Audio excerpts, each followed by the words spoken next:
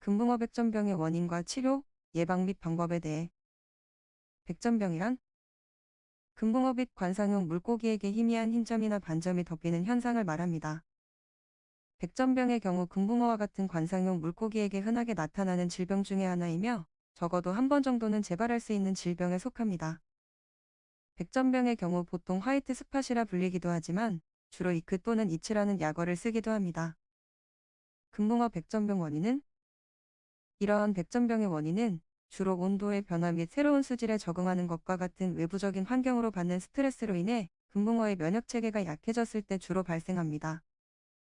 이렇게 면역체계가 약해진 금붕어는 아가미와 지느러미에서부터 몸의 대부분으로 퍼져 하얀 반점이 생기기 시작하며 마치 몸 전체에 소금이 뿌려진 것처럼 보일 수 있습니다.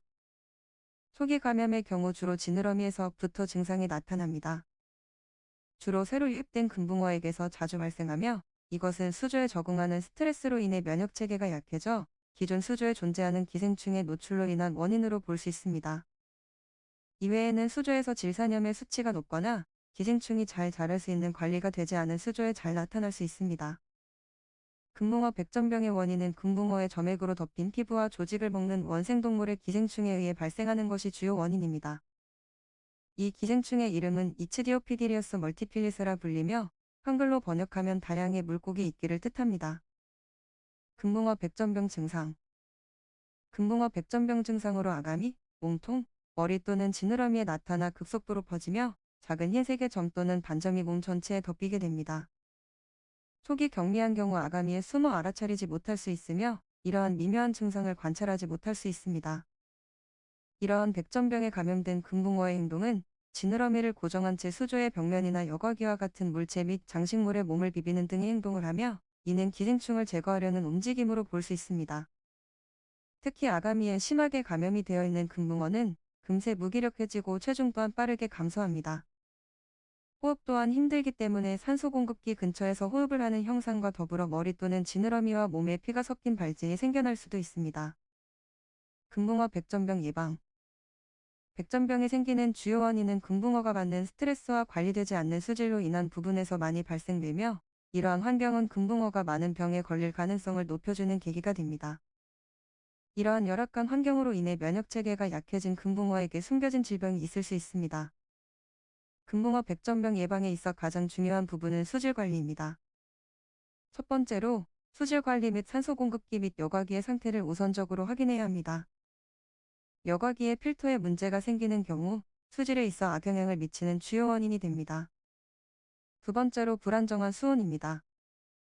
일정하지 못한 수온은 금붕어에게 스트레스를 유발할 수 있어 히터를 통해 일정한 온도를 유지하는 것이 가장 좋습니다.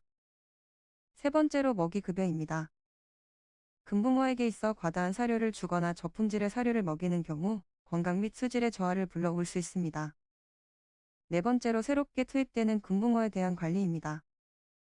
새롭게 키우게 되는 금붕어의 경우 기존의 수조권에서 질병을 옮겨올 수 있으므로 별도의 수조에서 1에서 2주일 정도 격리하며 건강한지의 확인 및 추후 합사에 있어 문제가 없는지의 관찰이 필요합니다.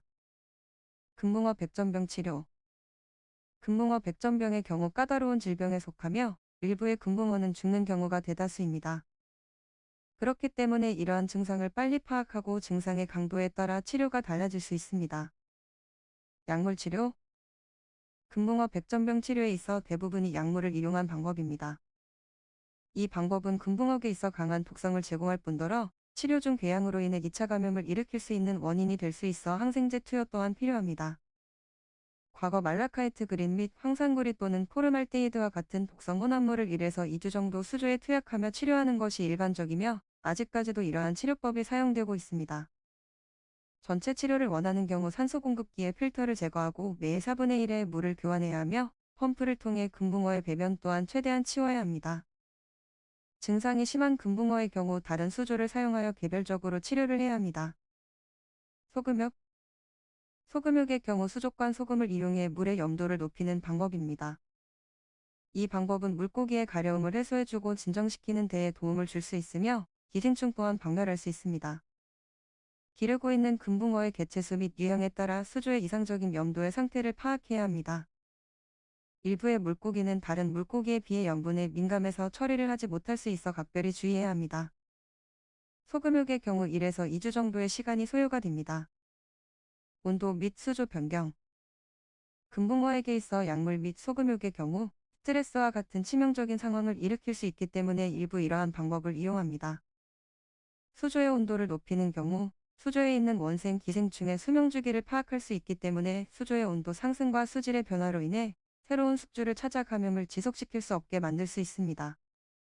이러한 수조의 적정 온도는 28에서 30도로 유지하도록 하며 5에서 7일마다 새로운 수질이 유지될 수 있도록 해줍니다. 이러한 과정에서 이미 백전병이 진행된 금붕어가 죽을 수도 있지만 나머지 금붕어를 살릴 수 있는 확률을 높일 수 있습니다. 금붕어 백전병은 앞서 말한 바와 같이 금붕어에게 나타날 수 있는 흔한 질병이자 까다로운 질병이라 할 수 있습니다. 그렇기 때문에 치료를 하는 것보다는 우선적으로 예방을 하는 것이 쉬운 방법이라 할 수 있습니다. 치료로 인해 받는 스트레스로 인해 금붕어에게 악영향을 미치기 때문에 질병에 있어서 예방이 가장 최우선이 되는 이유이기도 합니다. 이상 방구석 훈련사였습니다.